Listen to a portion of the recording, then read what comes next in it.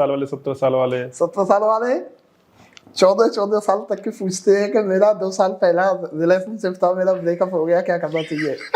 14 साल वाले? मेरे पास एक आया, हाँ मेरे को क्वेश्चन किया कि मेरा 2008 का जन्म है, हाँ।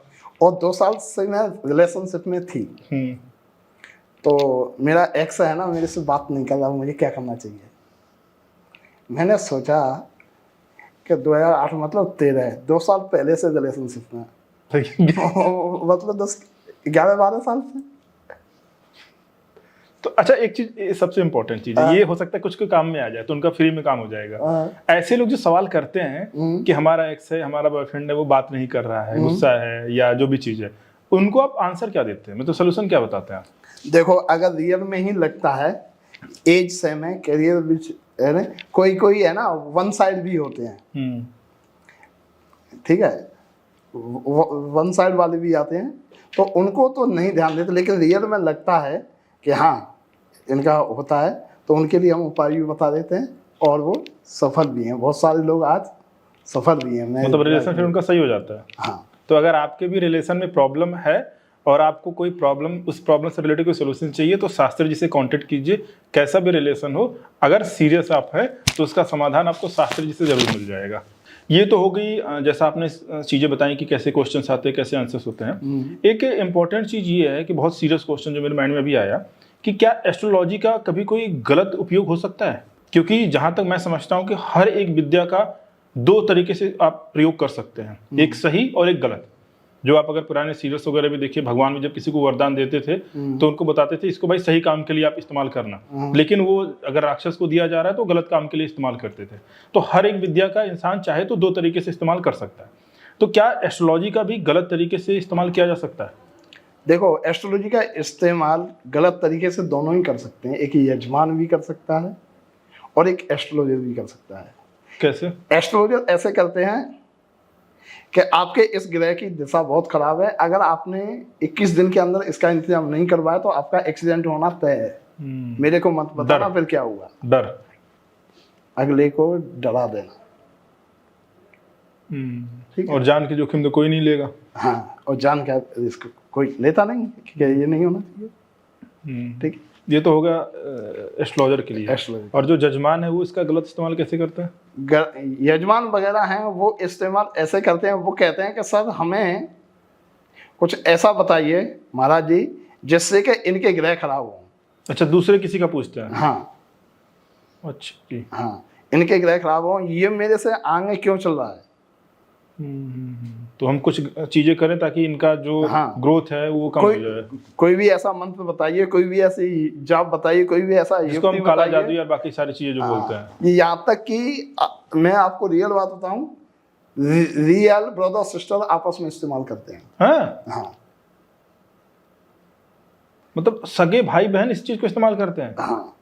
मेरे पास एक क्लाइंट, एक यजमान आई थी, वो उसका कहना था कि मेरे परिवार के अंदर मेरे को कुछ ऐसा बताओ कि मेरे परिवार के अंदर हम जितने भी भाई बहन हैं, मुझे मेरे से आगे कोई नहीं चाहिए। अच्छा। चाहे शास्त्री जी खर्चा हो जाए कितना भी। अच्छा। हाँ भाई, पड़ोसी से अब तक जलन सुना था हमने, खुद के भाई बहन से भी जलन इतनी है कि वो तरक्की ना करे। बिल्कुल। कजन तो छोड़ो, कजन भाई होते जब भी से रियल ब्रदर सिस्टर के लिए कहा कि मुझे मेरी फैमिली के अंदर, मेरे भाई बहनों के अंदर मेरे से आगे कोई नहीं चाहिए।